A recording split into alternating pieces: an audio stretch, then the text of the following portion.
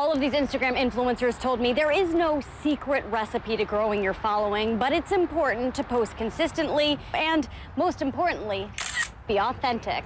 Terrell, we're told these 3 officers suffered serious but non-life-threatening injuries. And IDOT is also reminding you to plan before you party tomorrow and to have a designated driver. Yes, Ravi, this is a very active fire investigation. All morning we have seen officials in the place where this mobile home once stood trying to figure out how the flames ignited. And Terrell, these are the latest numbers. Emergency responders say 64 people are being treated, 20 are in critical condition, and at least 6 have died, but that number is expected to climb. People enjoying the sunshine this afternoon tell me this area is much more crowded during the weekends with lots of families and kids running around, but they say that is no excuse for leaving a toddler behind. The landlord says he plans to go to court on January 17th and set an eviction date if his tenants don't move out on time. Terrell, the parents of the students just met with the principal of Lane Tech. It was a 2-hour meeting. I'm told it was productive and apologetic. The father of the student who was called these horrible names tells me he does not like the way the situation was initially handled. 8th grader Jalen Harris, out sick with the flu this week, logged onto his school email from home to see a barrage of racial slurs and insults directed at him by one of his classmates. The N-word was used 17 times by the student, who also wrote, "Hey, where did all the fried chicken go? And what did God say when he made the first black man? Expletive, I burnt one." Today, I'm finally having a chance to have a meeting with the parents involved in this incident. This whole thing started because I asked the principal for a meeting. Jalen's father, Jermaine Harris, says that meeting was at first denied. He went to ABC7 with the emails, and shortly after we reached out to the school district for comment, Harris says the principal scheduled a meeting with both sets of parents for this morning.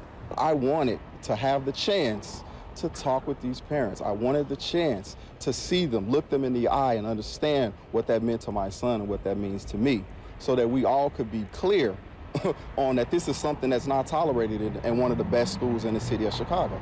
Harris says he does not want the student responsible for writing those emails to be suspended or expelled. He just wants communication and for everyone involved to realize we're all in this together. We're regardless of our skin color.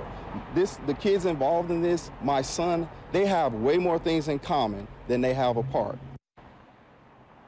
Now, Jalen is still out sick from school. His father hopes when he returns to the classroom, he and those students will be able to have an educated conversation about this situation. Reporting live from Lane Tech College Prep, Laura Podesta, ABC7 Eyewitness News. Alan and Cheryl were told this little girl is in good condition. She is upstairs with her family right now recovering. They all have a lot of questions. Tonight, 2 bullet holes riddle the side of a home in Chicago's Chatham neighborhood. A 7-year-old girl named Amber Young was sitting in a front room, grazed in the head by one of those bullets around 5:30 this evening, according to police. She's okay. She's okay. She's a brilliant young lady, but she's doing fine. A cousin of the 7-year-old tells us she does not know if it was a stray bullet that punctured the home or if this address was targeted. And I'm just picking up some belongings, that's all. So I really couldn't tell you what happened. I don't know. Neighbors who heard the gunshots say they don't believe the bullets were intended for a little girl. They fear the shooter could be back. I figured that if they shot her, then they missed the target they came to shoot. Another resident tells us how she avoids danger in this neighborhood. Stay in the house, and sometimes that's not safe. Clearly, for a little girl named Amber Young, being at home was not enough to escape being shot. And we have limited information coming from police. We do not know if anyone is in custody. Again, this little girl is in good condition. She turns 8 years old next week. Reporting live from Comer Children's Hospital, Laura Terrain, ABC7 Eyewitness News. Hey, Stacey and Terrell, Ribfest is in its 30th year, and with good food comes some great competition. So I caught up with contestants and a judge. The perfect rib has got to be tender yet crispy, sweet but tangy, and have just enough kick. And this morning, that is so good.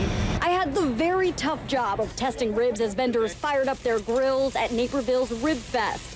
The folks at Armadillo's are getting prepped for the festival's nationally recognized barbecue contest. Categories include Best Sauce, Best Ribs, and Kids' Choice. We're very competitive. We do like to win, but we're friends with everybody here. It's a brotherhood, it really is.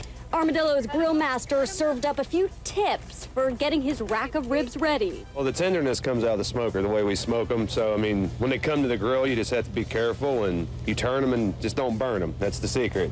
Don't burn them, and they come You're out a poet perfect. and you don't even know. Hey, that's right. One of the barbecue judges this year is Naperville's mayor, Steve Chickero. And with local ribbers competing with out-of-staters, I had to ask, do you feel a little bit, I mean, almost biased being a judge of the ribs and also mayor? I mean, how are you going to work this out? It's a very fair process. Let me tell you, we give the oath for the judges at the beginning, and everybody has to be honest and fair. It's blind tasting. Here we go. Armadillo's ribs. So good. Tender, sweet. Just messy enough. Thank you, Jake. You're welcome. Thank you, Chris. You're more than welcome, guys. Good luck. All right, well, RibFest is not all about the food. $15.5 million has been raised over the last 30 years to end child abuse and domestic violence. I'm live from Knock Park in Naperville. Laura Podesta, ABC 7 Eyewitness News.